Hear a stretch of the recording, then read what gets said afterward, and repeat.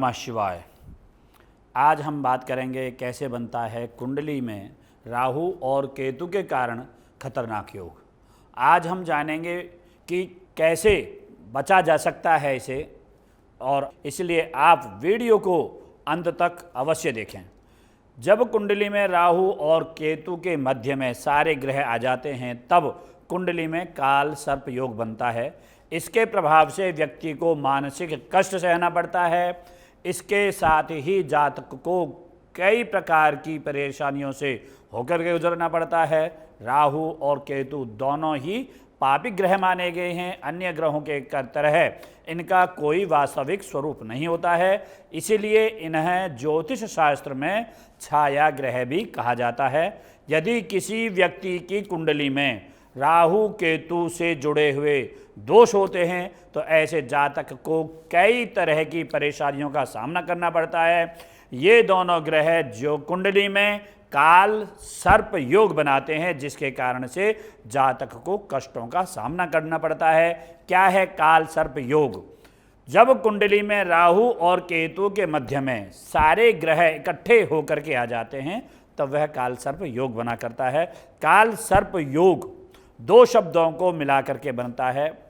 इसमें पहला शब्द है काल अर्थात मृत्यु, और दूसरा शब्द है सर्प अर्थात जिसका तात्पर्य है सांप। तो कुंडली में काल सर्प योग के प्रभाव से व्यक्ति मानसिक जो कष्ट होता है उसको सहता है, उसे सहना पड़ता है। इसके साथ ही जातक को कई अन्य परेशानियों का भी सामना करना पड़ता है। काल सर्प योग जो होते हैं वो 12 प्रकार के होते हैं। सबसे पहला काल सर्प जो दोष होता है या योग होता है उसको मैं बताता हूँ। सबसे पहला है काल सर्प दोष अनंत काल सर्प योग, दूसरा है कुलिक काल सर्प योग, तीसरा है वासुकी योग काल सर्प योग, चौथा है शंखपाल काल सर्प योग, और उसके बाद में पांचवा जो काल सर्प योग है वो है पद्म काल सर्प योग, छठा योग है महापद्म काल सर्प योग, सातवां है तक्षक काल सर्प योग, आठवां है करकोटक काल सर्प योग, नौवां है शंख नाद काल सर्प योग, 10वां है पातक काल सर्प योग, और 11वां है विषधर काल सर्प योग, और सबसे अंतिम और 12वां जो काल सर्प योग है उसका नाम है शेषनाग काल सर्प योग। अगर आपको नहीं मालूम कि आपकी कुंडली में काल सर्प योग है या नहीं है, या आपके पास कुंडली नहीं है, तो आपको कैसे मालूम होगा कि आपकी कुंडली में काल सर्प योग है? तो देखिए, अगर आपको नहीं मालूम है आपकी कुंडली में काल सर्प योग है तो इस प्रकार भी पता चला सकते हैं कि आपकी कुंडली में काल सर्प दोष है या आपको काल सर्प दोष लगा हुआ है।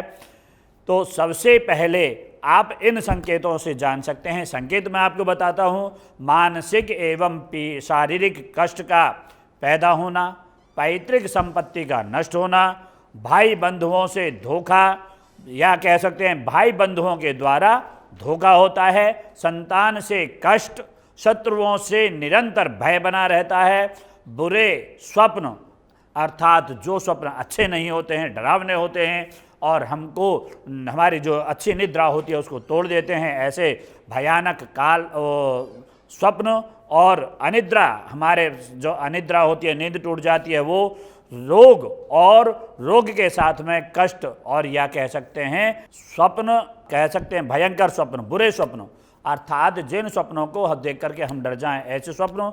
अनिद्रा मतलब हमको समय पर नींद का नहीं आना, कोर्ट कचहरी का सामना करना, उपरोक्त सभी परेशानियां काल सर्प दोष के कारण होते हैं। प्रभावों का संकेत भी इसी प्रकार से मिलता है, और काल सर्प योग से मुक्ति के उपाय भी इसमें पाए जाते हैं। देखिए, काल सर्प दोष जो होता है उससे मुक्ति के उपाय भी मैं आपको बताऊंगा।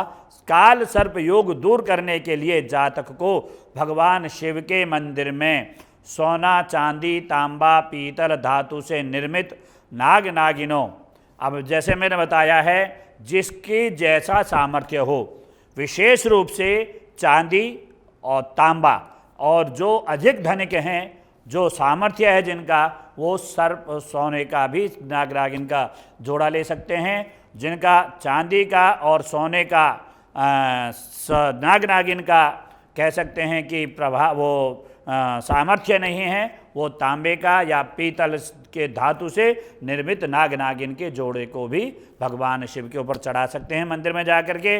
मंदिर में भगवान शिव का विशेष अभिषेक, रुद्राभिषेक उसको बोलते हैं, ब्राह्मणों के द्वारा, सुयोग्य ब्राह्मणों के द्वारा 9 प्रकार के नागों का पूजन करके कराएं।